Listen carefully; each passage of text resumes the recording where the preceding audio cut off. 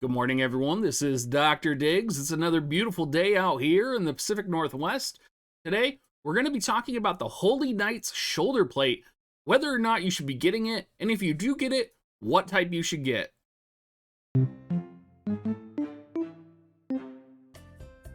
Now, this is a pretty cool piece of gear, and I would recommend, very similar to the wolf mask, that everybody gets at least one, maybe even two, because this piece of gear is going to be worth it in the long run.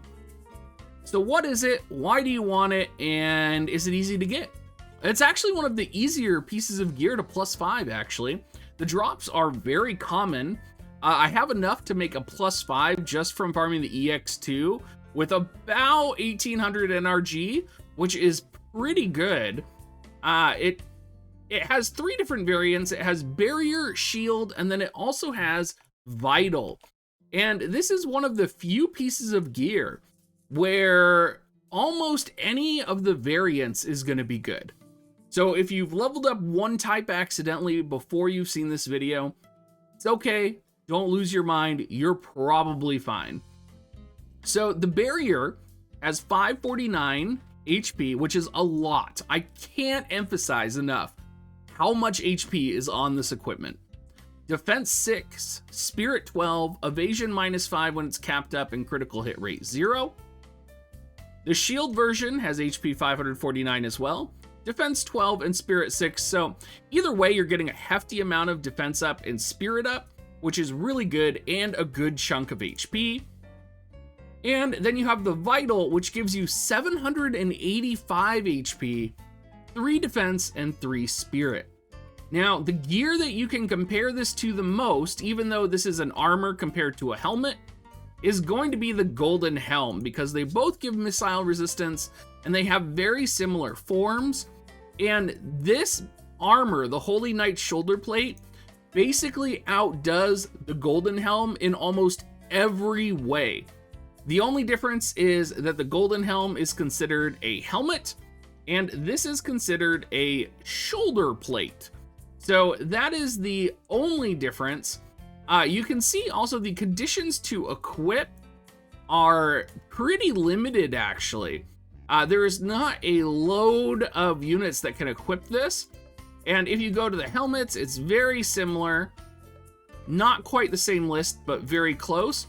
So you're gonna have a unit that can probably wear this. Cecil can wear this. You'll probably get at least some use out of it. Personally, I'm going to recommend going for either the Shield or the Vital version. And there's a couple reasons why. This is one of the pieces of gear in the game with the highest HP value. Along with that, this is one of the pieces of gear in the game that is easily attainable for missile attack resistance up. And it also gives a reasonable amount of spirit as well. Magic units are not going anywhere, so having physical defense and spirit along with HP can be the difference between taking an extra hit or not on any unit that can wear this. Now, some units in particular, this is really good for, particularly if you are going for a Drain Force build. So of course I'm going to be thinking about Old Doa here, and I do believe that there are some other units. I know Ketone can't equip it, but I do believe that Stern is able to equip this as well. Let's just go double check, because I can't remember. I guess his main job is soldier, so he can probably equip it. But let's just double check. He can. So for Stern, for Old Doa, this is going to be a really good piece of gear for Drain Force. And if you guys aren't familiar with Drain Force, Cabbage has done a lot of videos on him, actually, on specific Drain Force builds, but Drain Force's damage is based off of your own max HP. So the more HP you have, the more damage you do. If you've been to the Brutal 2 mission, you will find that the Drain Force can be quite deadly, and it's pretty fun, I'm not gonna lie. So definitely worth checking out for Drain Force, and I think particularly for the units that are coming in the future, it's going to be really good just to have for the missile resistance. We do have a lot of units with missile coming out, and there are going to be units that are prevalent in the future with missile. So units that I'm thinking of are Bikini Lilith, units that I'm thinking of are going to be Nivru when she comes out.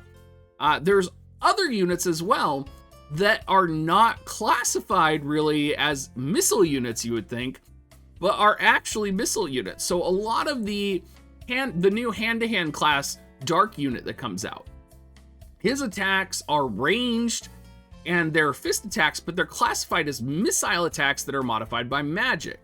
So there's a lot of really interesting missile metas coming in the near future that if you didn't think about, you might not realize that missile meta is going to be coming.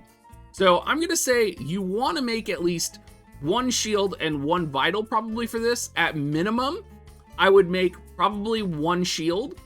You might also consider getting a barrier with the amount of units right now that are predominant in the meta that are like calculators or little Leela. Just having that extra spirit might also help you against them, particularly if you're trying to go for even maybe like a Drain Force build. I know a lot of Drain Force builds actually struggle with this. Another reason you might want to do this piece of gear is you might be able to get a fancy chunk of HP, right? So I believe the second iteration of HP on a piece of gear is also half as strong. So if you pair this with another high HP accessory, for example, you could get an additional like 150 HP from that accessory. Let's go look at some accessories if I can. Let's turn the filter off. Turn the filter off. Let's put on TMRs here. Oh my god. Cannot turn the filter off. Clear it all. All right, so let's look at TMRs here. Let's go ahead and we'll look at the accessories only. So like Oldoa's Apron gives 158 HP. It's an accessory. It would give about 75 HP. Even little Leela's would give an additional 100 if you can pair it with that.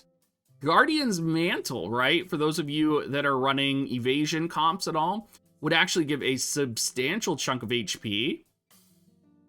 Calculator Robe, but that's not going to stack with that because it's not an accessory. Even 120 HP from Ayaka's TMR would be good. Ziza's Bells, not so much, 70. You're going to be getting 100 HP from those. Warrior of Light Gauntlets would give you about 160, along with accuracy, evasion, and critical evasion. This would actually be potentially really... I might actually go put these on my Warrior of Light again and turn the ability off. I actually just had a moment where I'm like, wait a second, maybe I need to reconsider this TMR here. But yeah, as you guys are probably getting, there's a lot of TMRs here that are accessories that also add a chunk of HP that could pair really good with this. Thunder God Sid's Cape on a unit that can wear that, and the shoulder plate. Even some of the TMR weapons have HP on them. So it's just going to be great, guys. If you're going for an HP build, going to be one of the better ways to go. And I think you're going to not be disappointed that you're getting this TMR. Thank you so much for watching, everyone. As always, if you are planning on buying Visior, please use my affiliate link, dig.gs/coins, or you can go to dig.gs/offer and use my special offer. And as always, I hope you guys have a wonderful rest of your day, and I'll see you live on stream later tonight, 5 p.m. Pacific time. Thank you so much, everyone.